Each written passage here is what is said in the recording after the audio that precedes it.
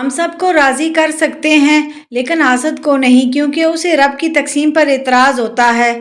ٹوٹی ہوئی کنگھی پھیرنے سے رزق کم ہو جاتا ہے۔ اگر سانس پھولے تو جان لو تمہارے پھیپھڑے صحیح کام نہیں کر رہے۔ کمر میں اکراہٹ ہو تو جان لو تمہاری ہڈیاں کیلشیم کی کمی کا شکار ہیں۔ ناک سے خون آئے تو جان لو تمہارا بلڈ پریشر بہت زیادہ ہے۔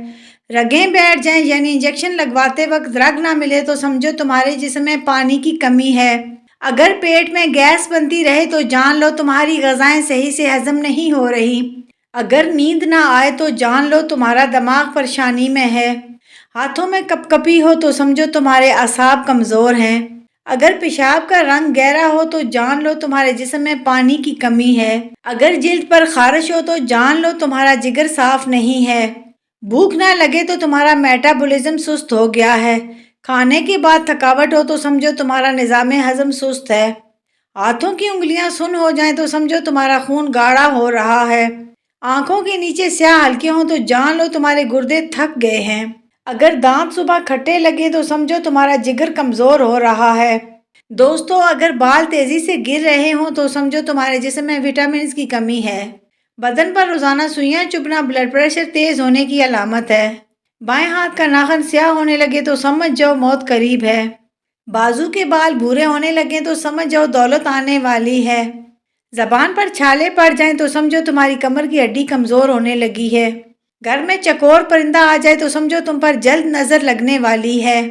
گھر میں مور کا بچہ آ جائے تو سمجھ جاؤ تمہارے گھر میں ایک نئے مہمان کی آمد ہونے والی ہے۔ گھر میں کسی جانور کا مر جانا جان کا صدقہ ہو جانے کی نشانی ہے۔ رات کو بے چینی ہونا مشکلات کے بڑھ جانے کی علامت ہے۔ بدن میں سوئیاں چبھنا شوگر کی علامت ہے۔ نہاتے وقت کانوں میں پانی کا چلا جانا جلد اچھا رشتہ ملنے کی علامت ہے۔ پیسے کی چوری ہو جانا دولت کے بڑھ جانے کی نشانی ہے۔ بائیں آنکھ کا پھڑکنا جلد دھوکہ کھانے کی علامت ہے۔ پیشاب کرتے وقت جلن ہو تو جان لو تمہارا یورک ایسڈ بڑھ گیا ہے۔ دائیں آنکھ کا پھڑکنا قسمت کھل جانے کی علامت ہے۔ جوانی میں بالوں کا سفید ہونا اللہ کے راضی ہونے کی نشانی ہے۔ اگر سینے میں جکڑن ہو تو جان لو تمہارا دل صحیح طرح خون نہیں پمپ کر رہا۔ جسم پر سفید دھبے پڑیں تو سمجھو تمہارے جسم میں وٹامن ڈی کی کمی ہے۔ پنڈلیوں میں درد رہے تو سمجھو تمہاری نسوں میں خون جم رہا ہے۔ اگر آنکھیں بار بار پھڑکیں تو جان لو تمہارے اعصاب پریشان ہیں۔ ہونٹوں کے کنارے پھٹیں تو سمجھو تمہارے جسم میں آئرن کی کمی ہے۔ اگر رات کو پیروں میں جلن ہو تو جان لو تمہارا بلڈ سرکولیشن کمزور ہے۔ اگر کان بجنے لگیں تو جان لو تمہارا بلڈ پریشر بڑھ رہا ہے۔ پیشاب کی بدبو تیز ہو تو سمجھو تمہارے جسم میں انفیکشن ہے۔ اگر اعصاب سن ہوتے رہیں تو جان لو تمہارا خون گاڑھا ہو رہا ہے۔ کمر کے نیچے درد ہو تو سمجھو تمہاری ریڑھ کی ہڈی میں مسئلہ ہے۔ اگر کھانسی رات کو بڑھ جائے تو جان لو تمہارے پھیپھڑوں میں بلغم جمع ہے۔ ہر وقت تھکاوٹ رہے تو جان لو تمہارے خون میں ہیموگلوبن کم ہے۔ بغیر وجہ کے وزن گھٹے تو سمجھو تمہارا میٹابولزم خراب ہو گیا ہے۔ ناک کے بال بار بار گرنے لگیں تو جان لو تمہارے جسم میں زنک کی کمی ہے۔ اگر چہرے پر بے وجہ بال اگ آئیں تو سمجھو تمہارے ہارمونز میں خرابی ہے۔ اگر سونے کے بعد منہ سے لعاب بہے تو سمجھو تمہارا نظام تنفس بلاک ہے۔ اگر منہ کا ذائقہ دھاتی لگے تو سمجھو تمہارے منہ میں بیکٹیریا بڑھ گئے ہیں۔ رات کو گھر میں جھاڑو دینے سے رزق کم ہو جاتا ہے۔ اپنے بچوں کو پیار کیا کرو، بڑھاپے میں وہ تمہیں پیار کریں گے انشاءاللہ تعالی۔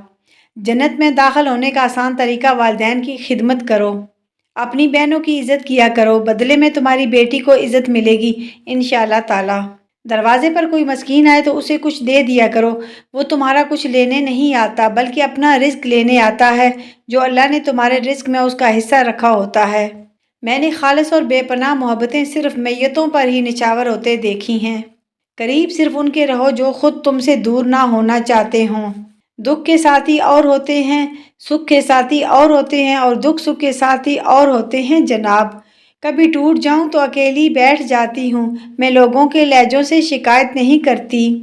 خود کا مائنس پوائنٹ جان لینا ہی زندگی کا سب سے بڑا پلس پوائنٹ ہے۔ یا رسول اللہ صلی اللہ علیہ وآلہ وسلم، بہت سے کام باقی ہیں، اللہ سے ہماری بات کر لینا۔ جب یقین کی ڈور اللہ پر چھوڑ دی جاتی ہے نا تو پھر اللہ اپنے بندے کو کبھی رسوا نہیں کرتا۔ تو پھر تم کیوں مایوس ہو کر بیٹھی ہو؟ جب کبھی ذکر یار کا آیا، ایک جھونکا بہار کا آیا، عشق کچے گھڑے پہ ڈوب گیا، لمحہ جب انتظار کا آیا۔ آ گئے دل میں وسوسے کتنے، وقت جب اعتبار کا آیا، پاس تیر و کمان نہ تھے اپنے، جب بھی موسم شکار کا آیا۔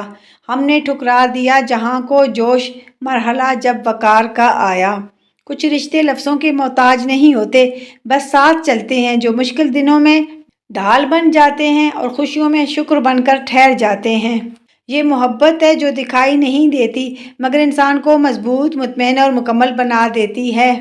محبت وہ نہیں جو ظاہر کی جائے، محبت وہ ہے جو نبھائی جائے، جو مشکل میں ہاتھ تھام لے اور خوشیوں میں بھی ساتھ دے۔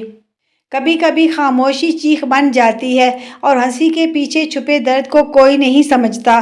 دھوکہ دینے والے تو یاد نہیں رہتے مگر دل توڑنے کا لمحہ عمر بھر نہیں بھولتا۔ عشق اگر پاک ہو تو عبادت بن جاتا ہے، نیت نکاح کی ہو تو رب بھی راضی ہو جاتا ہے۔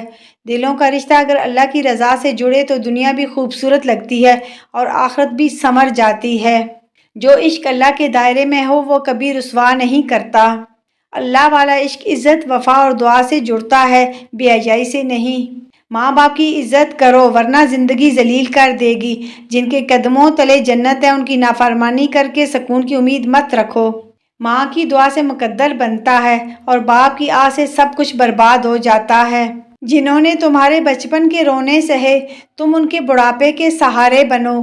وقت بدلے گا مگر ماں باپ جیسا سایہ کبھی نہیں ملے گا۔ مولانا اشرف علی تھانوی صاحب فرماتے ہیں، گناہ سے بچو کیونکہ گناہ علم کو بے نور اور دل کو سخت کر دیتا ہے۔ اللہ جنہیں پسند کر لیتا ہے وہ سب سے زیادہ آزمائے جاتے ہیں۔